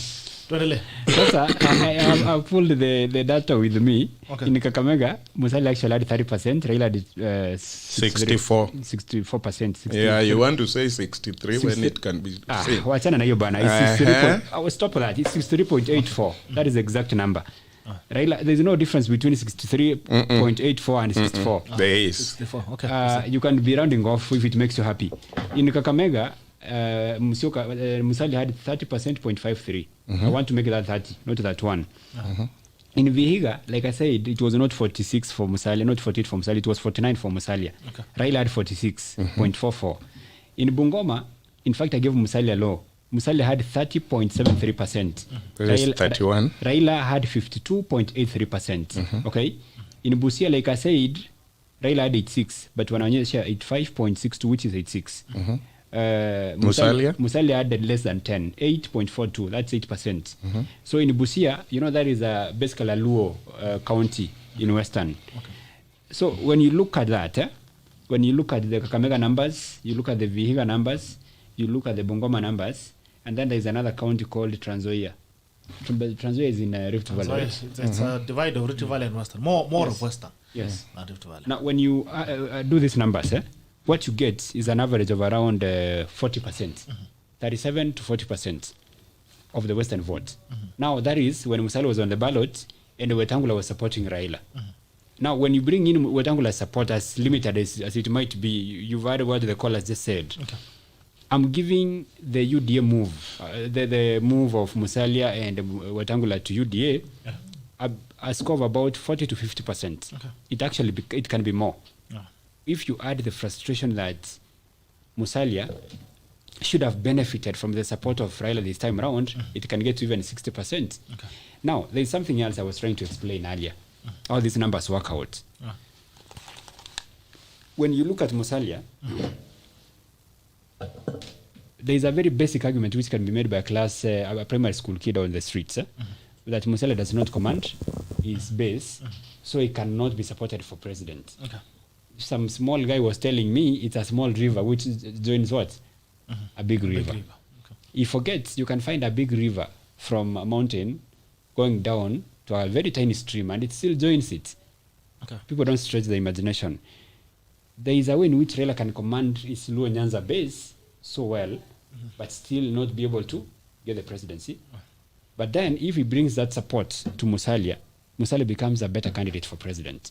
Let me tell you today, if Musalia is elected president, miraculously, guys from Rift Valley will be very contented. And guys from Luo Nyanza will be happy. But the moment Ruto comes in as president, guys from Luo Nyanza will be very, very uncomfortable. And the moment Raila becomes president, guys from Rift Valley will be. So the uniting factor, the candidate who can be perceived to be a uniting factor here is Musalia. That is a strength he has. And if the president really wanted to unite this country, that is the kind of candidate you could have settled for. But because he decided to do things his way, Kenya is more divided than before. You can see now the mountain decided to work with the Rift Valley in a way, and now a section of Western is joining. So the initial idea, the initial dream of trying to unite the country fell apart because he got it wrong. Now, if we go to the numbers, which I'm sure are going to make my friend here very uncomfortable. Coast Province, as of 2017, had 1.7 million registered voters. 1.7, yes. Those numbers have gone up a little bit. It will be around 1.8 to 1.9 as we approach the August elections. When you go to Kwale, Tana River, Kilifi, those counties, coastal counties, they have a problem. Their problem is land. The land problem, which I want to address very clearly, when you talk to them, this is in the Ndungu land report and all these other reports, they actually consider the land problem to be synonymous with the Kenyattas for some reason. So to a point where when you go to the coast and mention Ruto as a land grabber, they wonder because they don't know that. That is why it was very easy for Ruto's support of the Msambweni candidates to bear fruit within a short time against a united front of the president and the former prime minister. Of course, there will be so many excuses. Oh, the guy who won was an ODM candidate and all these stories. The point is, a ticket bearing the deputy president and someone else will be stronger in the coastal counties compared to a ticket which had Kenyatta on top and Ruto as a running mate. So the results from the coast will tilt. From a low of about maybe 35%, which Uhuru and Ruto had, it's likely to go to a 50-50 kind of thing. Okay. Which means you basically subtract numbers from the Raila ticket. Okay? Now, when you come to Nairobi, Nairobi has a 2017, it had 2.25 million registered voters. That number has gone to 2.3 million, of which 1 million is Gema. You know, Kenyans are scared of talking about tribal numbers. When you go to the US, they'll give you the exact figures of African American voters. They'll even tell you 98% of them voted for Obama in 2008 and 2012. These are the facts. Of which, of the 2.3 million voters in Nairobi, 1 million what? Gema voters. Of course, it's not exactly 1 million. It's 1.0 something. If Musalia, like he has moved to UDA, if that is whatever that is going to happen, he moves with a good portion of the Nairobi vote to UDA, which is the Luya. In fact, Luya is a second in voter numbers in Nairobi. We have Gema, we have Luyas, number 3 Kambas, like that. Luya is the number 4. So expect William and his UDA to get more votes in Nairobi. I'm not talking about noise. There's a difference between noise and votes in Nairobi. That is if Musalia works very hard and moves a good portion of the Luya vote to UDA. So that is out of 2.3 million. When you go to the mountain, Central Kenya had 2.91 million voters in 2017. The numbers have gone up to around 3.0 something, 3 million. That is Central Province alone. I'm giving the Deputy President at least 70%. That is on the lower side. It's likely to go up to around 80%. And if you want to know, and this is something I told the Azimio guys, some of the ones who listen to me, I told them if you want to test the strength of the former Prime Minister in Mount Kenya, let the former Prime Minister field a candidate on ODM. Hata ile kiti ilikuwa huko Meru, huko Kiagu. Wangepeleka huko mtu wa ODM waweke kwa ground to test the waters. Wangechukua mtu hapa Kiamba. Waseme huyu mtu ni wa Raila and he endorses him. Angepata 5%. 5%. The votes that went to Kariri Njama are not Raila's votes. There were guys who were saying, hey, we have to listen to the president. Just like when you listen to Kabogo, wanasema Uhuru ni rais wetu na tunampenda. They still have that kind of allegiance. But when it comes to voting for the president in 2020, in August, it will be different. So if you give this guy 70% of the 2.9 or 3 million Central Kenya votes, of course on a turnout of around 80%, it can go down up to around maybe even 68 or 70%. That is what you get. You go to Upper Eastern. Upper Eastern has Siolo, it has Meru, it has Tharakani, those counties. A total of 1.3 million registered voters. You know, we have Upper Eastern and Lower Eastern. Upper Eastern niyo ya Wameru, Mbeere, Tharaka, those small tribes. That is where the Deputy President has more support than actually even in Central Kenya. Okay? So the Deputy President is likely to get up to 90% of that vote. Hapa mahali akina nani anatoka Justin Muturi.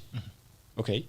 So out of 1.3 or 1.2 million registered voters, on a turnout of around 70%, you can give the Deputy President whatever you want to give him, but it will be more. When you go to Lower Eastern, Ukambani, 3 counties, Kilifi, Kitui, Makueni, and Machakos. Like we said, in 2017, it was 1.5 million registered voters. It has gone up, of which the highest number of voters is in Machakos. It was 620,000 in 2017. I think it's gone to around 680. The least the Deputy President will get from that is a third of the vote. That is my conservative estimate. All right. Okay? Those are your numbers? You're done with the numbers or you still have some? Now, when all is said and done, this election will be done in the first round, and the winner will have 54%. Coincidentally, he takes you back to the 54% of 2017. Okay, the magic number. Walisema ni faranga wa computer. Haya, Odede, your numbers. Of course, we both know kulikuwa na vifaranga. Haya, your numbers on the table. Let me tell you, Gerard. Ruto will never beat Raila in Nairobi. That is a sure bet. I can assure you. If ONCHARI thinks that is possible, we can only look at what has happened before and what has changed. What has happened before would have told us whether the Luhya in Nairobi are largely commanded by Musalia or otherwise. That one, I'm yet to hear from him any statistics that supports that. Because in NASA, there were two principals from Luhya land. So how many of them got maybe members of parliament in Nairobi? How many are they? And they were also fielding candidates. That's how probably NASA lost constituencies like Langata, and other places. So I cannot buy that statistics of ONCHARI about, Can you give us your about alternative Nairobi. numbers, maybe? Alternative numbers across the regions. Ruto has got good support from the Kikuyu nation. Raila is coming up. Things might change because we can see the trends. I mean, everybody on this table knows Raila started from zero, purely zero in Central. Yeah? And now you can talk about 20%, you can talk about 20-something percent, or go to 30%. Based on what? Yeah? Based on what? Where do you get the 20% from? Where did you get yours? Was Ruto elected in Mount Kenya? Where election has happened. Where did you get yours? Ruto has fielded candidates in by-elections. That is what I can use to assess. Where do you get your 20% from? The support Raila has in Central right now How? How can do you be assess seen. that? Yeah? How? It can be seen. No, do you have like a ballot? No, if Ruto has fielded candidates and they've won. Like Has Raila fielded a candidate anywhere? Kiamba, Yes. the whole team of Handshake, which brings Raila and Uhuru together, were also campaigning in Kiamba.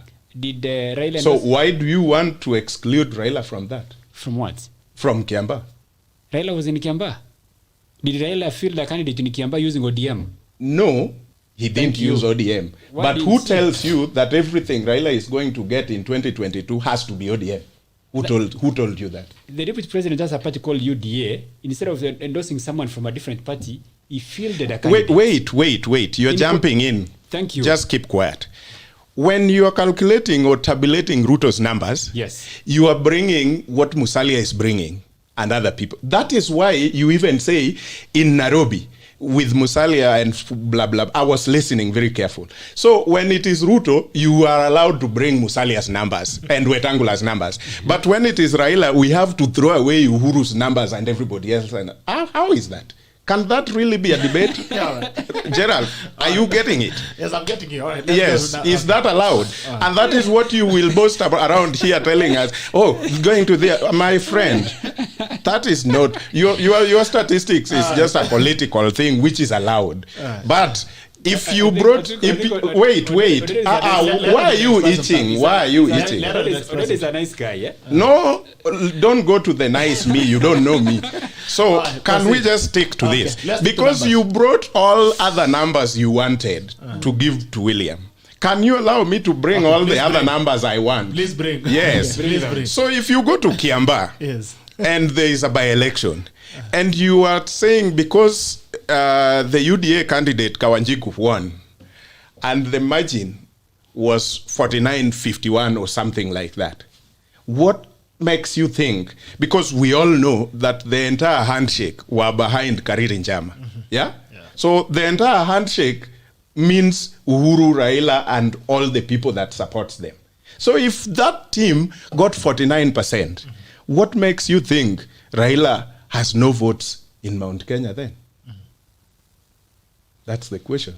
So I can clearly tell you that right now, Raila can be gauged by the same method you used to gauge William in Mount Kenya. And Raila is at 30% or somewhere there. And going forward, Raila might get to 40%. 40% of Mount Kenya was supposed to be, where we started was supposed to be purely William's vote because it was Uhuru Ruto ticket and then yangu kumi yako kumi. So that was supposed to be William's vote. So the same way you would think that on the other side, if Ruto rises in this other particular area, that was supposed to be Raila's vote. Then what he took from the other side is also gained from this other side to Raila. So Mount Kenya was purely 0 for Raila before. And now it is coming to 30 or 40%. That is one. Going to the Upper Eastern, I can assure you that Ruto will not beat Raila in Isiolo. He can beat Raila in Meru and Tharaka Nithi and Embu. Right. But in the Lower Eastern, how is it? If Kalonzo is in the ticket, in the ballot, Kalonzo will win the Cumberland, that is the Lower Eastern, and Raila will be number 2. Right. Why do I say that? Okay. Because he himself have said that the Machakos looks like William has some votes. The Kitui and the Makueni does not listen to William more. Who do they listen to? If not Kalonzo, they will listen to Ngilu, Kivuta, and those other kind of people. Okay. And Mutua and the rest.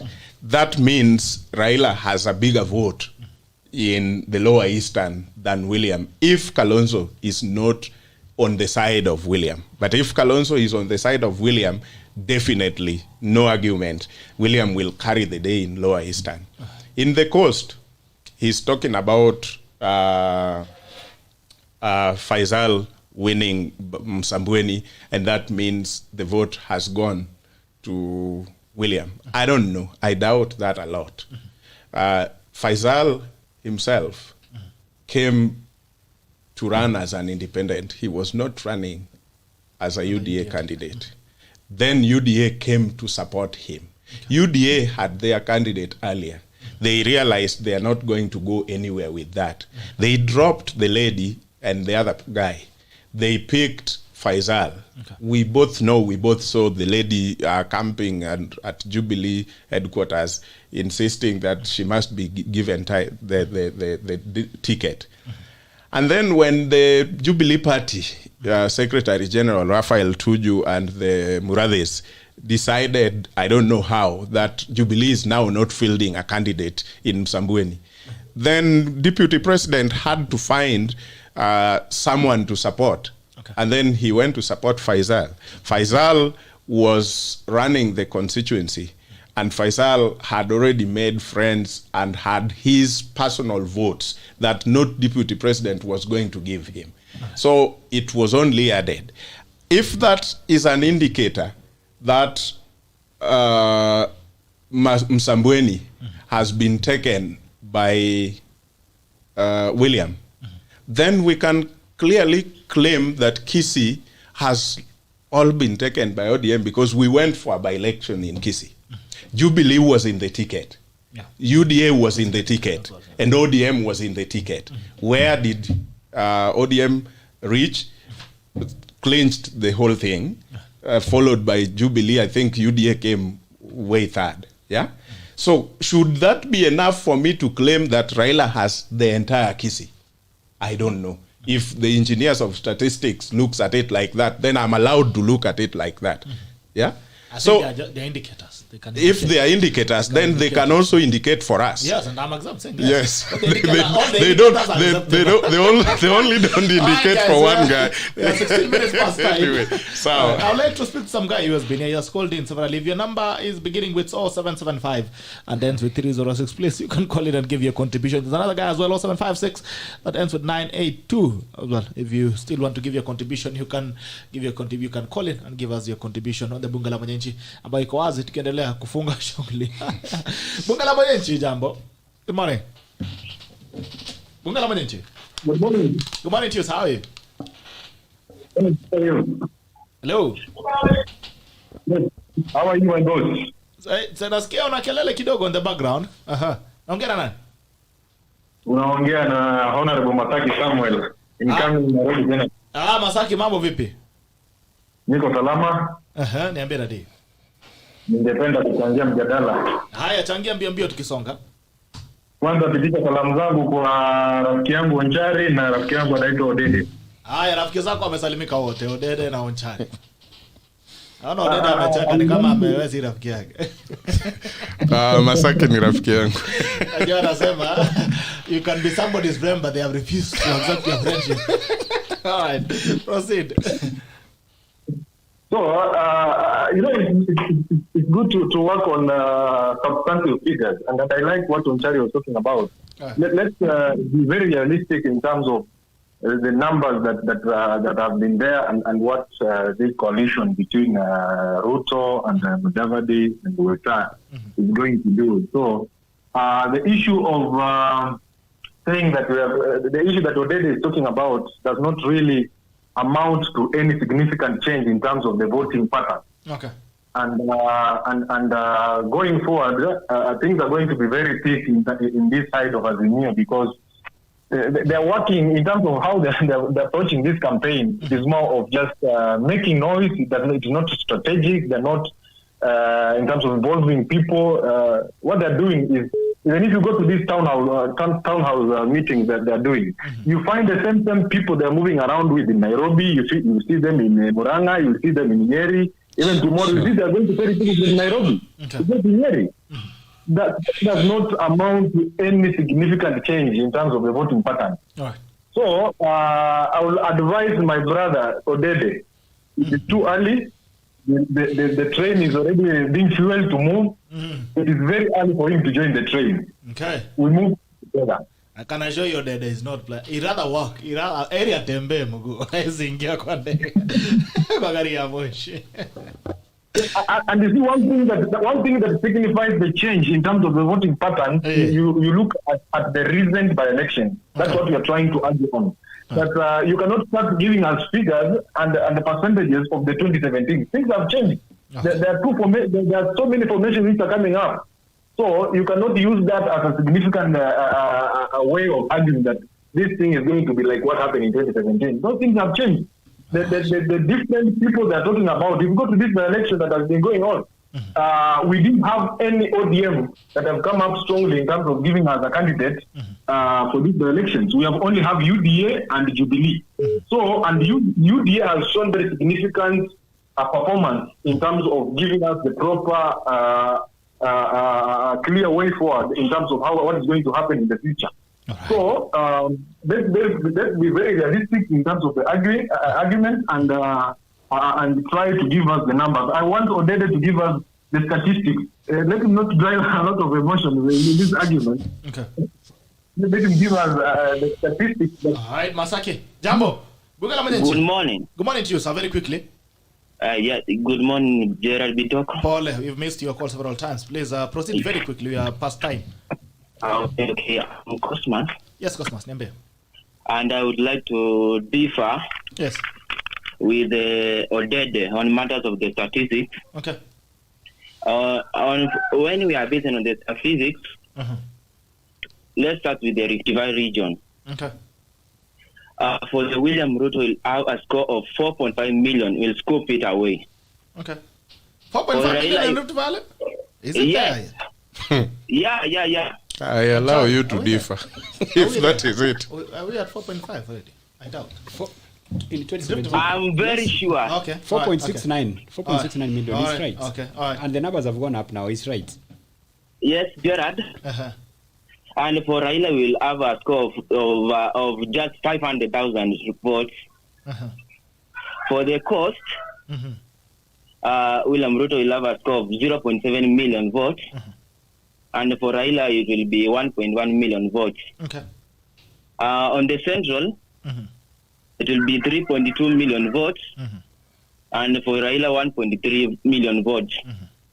On matters of Western, it will be a 50-50. That is 1 million, 1 million. Okay. Now in Eastern, from my residence, I can assure you, William Ruto will win. You're coming from Eastern? Makueni County. I'm very sure UDA is on the ground. Okay. Let's just give William Ruto, let's just give him a fare of 0.9 and Raila 0.7. Okay. No, this time, let's give them a 50-50 share. That is 200,000, 200,000. Okay. And Nairobi 0.9 Ruto and Raila 1.4. Come on, Nyanza. Hello? Yes, proceed. Yes, on Nyanza, Ruto will have a scope of 0.9 million votes. And Raila 2 million votes. Okay. And Ruto is in with the 53%. 53. On the overall vote? Yeah, that is, I'm very sure, 100%. Right. And I am assuring you, within a span of 2 weeks, people like Martha Karua, Kalonzo will be on the side of William Ruto, and I'm very sure. The key determinant is Angelina Mwau. That can give you a distinct point. Okay. To differ with Odete. All right. Asante sana. Nasalimia Joko. Hiyo ni mboga ya Christmas. Thank you so much, Cosmas. See you again tomorrow. And thanks for the numbers. All right. I didn't even know Rift Valley already is at 4 point something. So, I mean, that's quite something to hear from Cosmas. Asante sana. Ana mkorada. Salimia watu wa Makueni. Tumanishe maembe. Sawa, itakuja. Haya, asante. Haya, guys, let's wrap this up. Your tackle of the day, ODEDE? Yes. Your tackle of the day. I think it is difficult to just sit on the table and say, I am very sure, I can also say, I'm very sure. That does not make it true.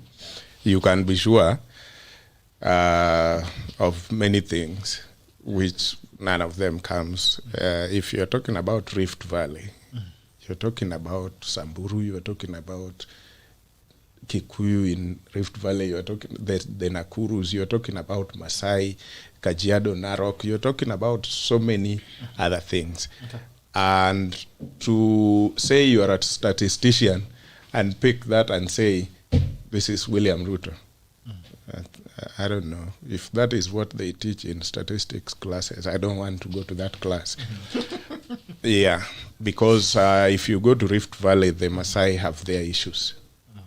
The Samburu, the Laikipia, the Maasai in Laikipia have got their issues and things like that. Just like saying Nyanza.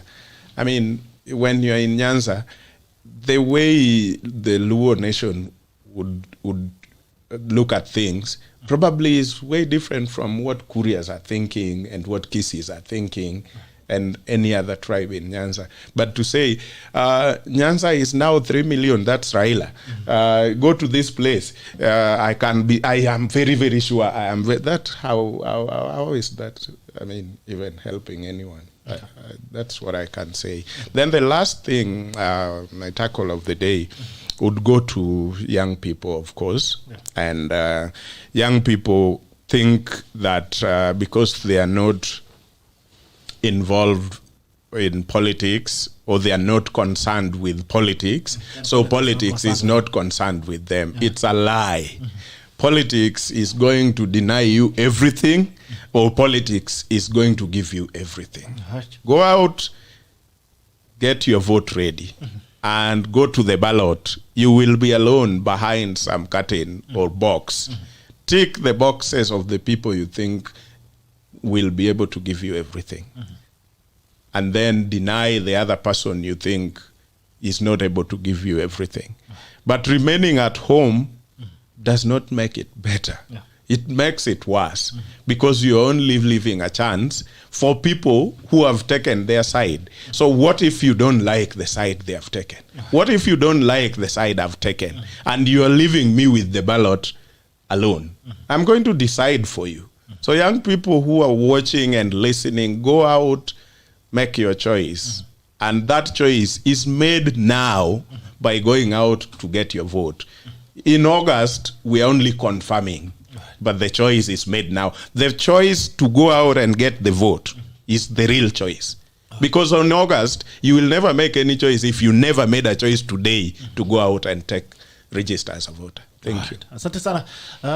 Ndugu yangu, mbio. Masaa imeenda. 20 minutes past time. So let me start by clarifying something.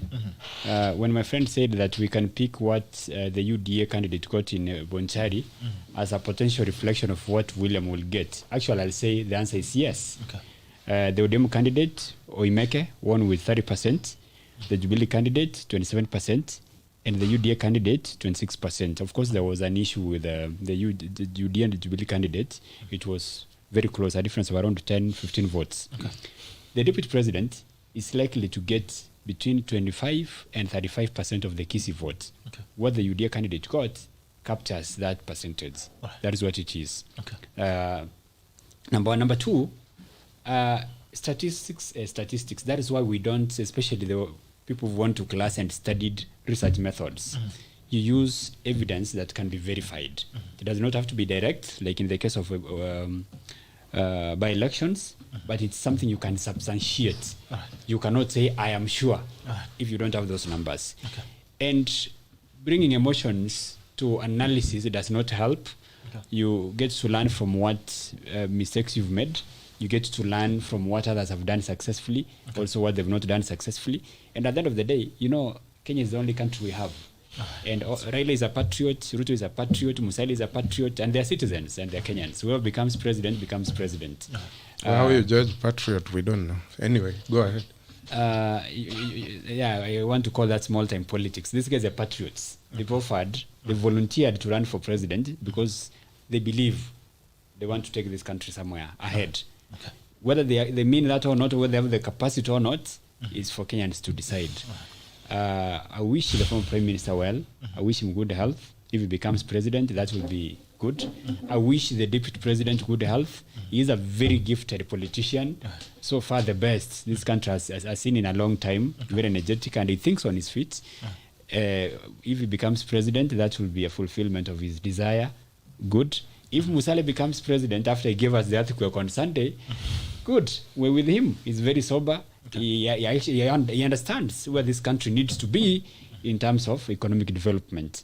So if you ask me, those are the three top fellows I'm looking at who have a sense of direction where Kenya needs to be. Okay? So let's go to there. The fifth. I'd like us to go to there, take advantage of the open season of registration. We register as voters. And then, come election day, let's not be left behind. Let's go there and then the last thing, my tackle of the day is this. I'd like the government of the day, under the leadership of His Excellency Uhuru Kenyatta, to make sure we have a free and fair process. We don't want to fight. We don't want bloodshed. We don't want chaos. Let whoever wins be given victory without any kind of shenanigans. Thank you so much. Asante, thank you so much, gentlemen, for coming in. It's been an amazing discussion that we've had here. And thank you so much as well for opening our eyes towards the different dynamics of politics we're having in the country as well. Thank you so much for joining us this morning. It's always a pleasure to have you. And thank you, Rex Roofing, as well, for giving good gentlemen here and ladies some airtime this morning. Wala ambao mliwini airtime, mtapata airtime yenu. Don't worry, nimeona kuna watu wana inbox hapa WhatsApp. Sijapata airtime, bado tupo. Utapata airtime yako kama ulianza kuwin. Utaulizwa nambari albasi uweze kutumiwa airtime yako. It's been a pleasure having you, and until tomorrow I hope to see you. But again, before I go, I want to speak as well to two constituencies. One of them is the constituency of young people. That yes, politics doesn't care whether or not you're involved in it. It will get involved in you. The governance of a nation is determined by politicians. It's not run by the church. It's not run by it's run by the political leaders. That's why you put them in position. So you have an opportunity to speak your voice. It doesn't matter. You can be making all the noises, but you don't have a vote. Maze, mambo yake itakuwa ngumu sana. Kibaki alisema wewe utakuwa bure kabisa. And as well, I keep speaking this. I'm an avid preacher of freedom of association and support. If you're a young person and you're in a place where you feel your voice can be heard and you can become something there. It doesn't matter whether it's Azimio, whether it's Tangatanga, whether it's the fifth, wherever it is that you are in, and you feel that as a young person you're getting a space to express yourself and be useful to this country. Please, nobody should criminalize you for that. Freedom of expression and association should be something we must guard in this country. Kwa hivyo, Odede, mahali upo, and you feel your voice is being heard and you're being in a space to flourish. As a young person, flourish. Stand there and let your roots flourish. As well, mahali ulipo, and you feel as a young person you're getting a space to express yourself and be useful to this nation, nobody should as well criminalize you. And every other Kenyan who is out there, please, I assure you that we must guard the freedom of expression. And if I disagree with you, doesn't mean I dislike you. I disagree with you on your ideologies, doesn't mean I should hate you. It's true with the politicians. Yeah. Mudavadi once made a very strong statement about William Ruto on why he will never work with him. He's here today. Yeah. Kalonzo Musyoka said he'll be a fool. There's a time he even said he would rather die Yes. and support Raila Odinga before 2017. Shortly, he was again in NASA. So politicians, they hate and love each other whenever it's convenient for them. And so as citizens as well, we must love and hate them as long as it's convenient for us. Until tomorrow, see you. This is the tackle and it ends now.